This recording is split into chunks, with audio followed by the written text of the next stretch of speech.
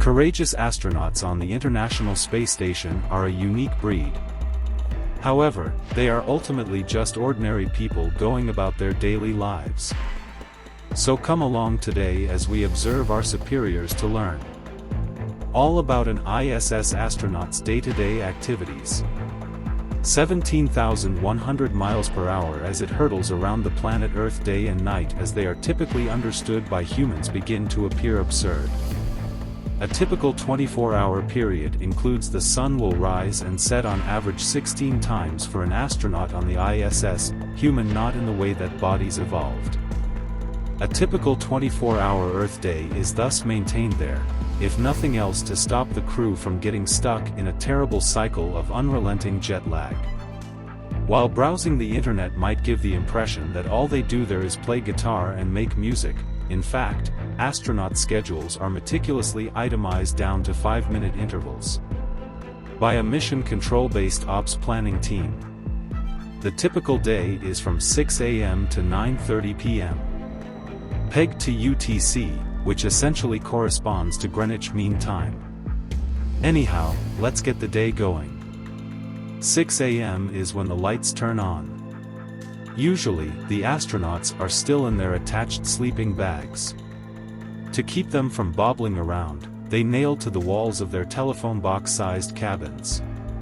Before they stand up, not that up or down mean much on the International Space Station.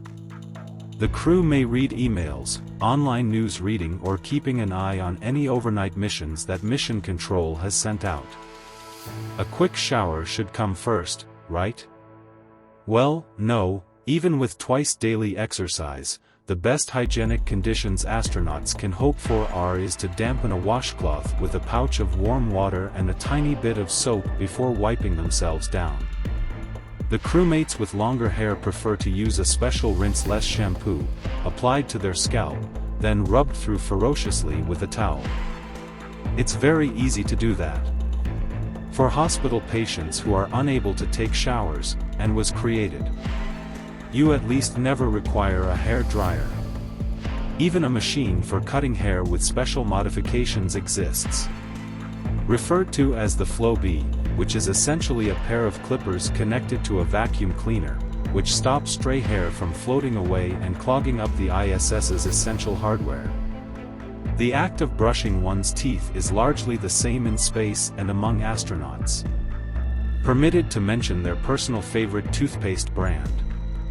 The main issue is, astronauts essentially have to swallow at the end because there are no sinks or running water. Get dressed, it's time. Short-sleeve t-shirts are typically worn by astronauts.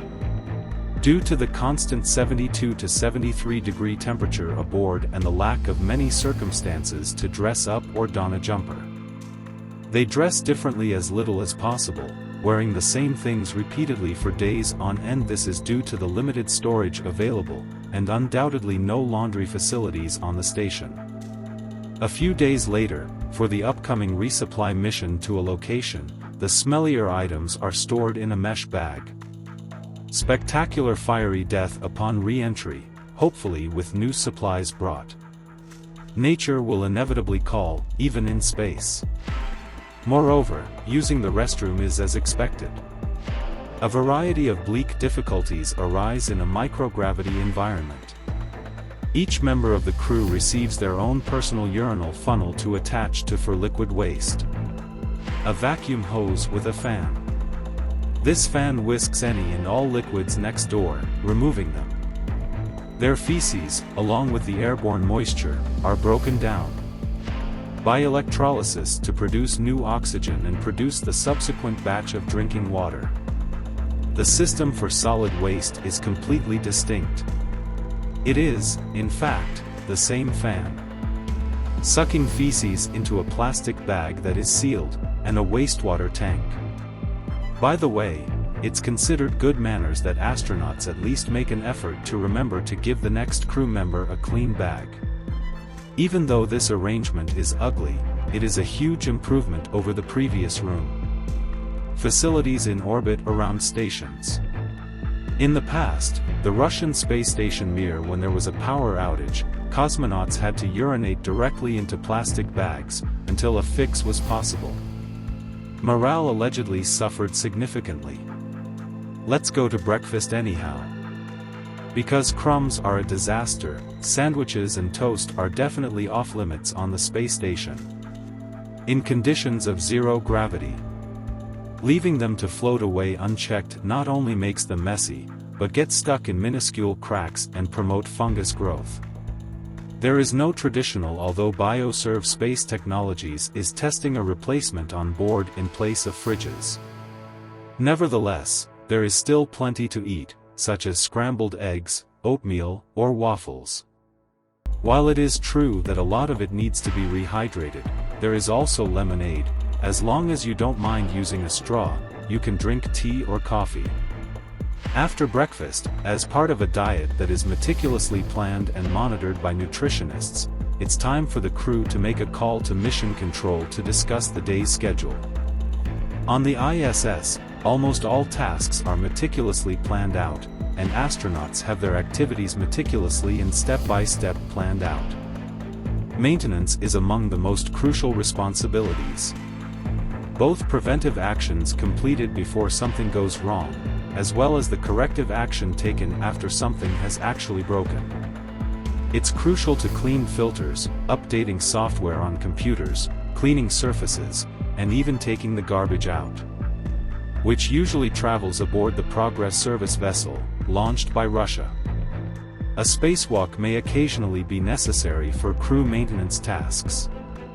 For tasks as seemingly unimportant as replacing the batteries on the station's exterior, for example, but still take 4 hours to get ready and require checking off a 100-page checklist. There is, in case you were wondering, a diaper inside. Usually, a variety of handrails that are located throughout the ISS help the crew navigate its interior.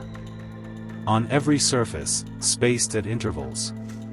Long-duration missions, it is rumored, astronauts' calluses disappear from the bottom of their feet but reappear on the top.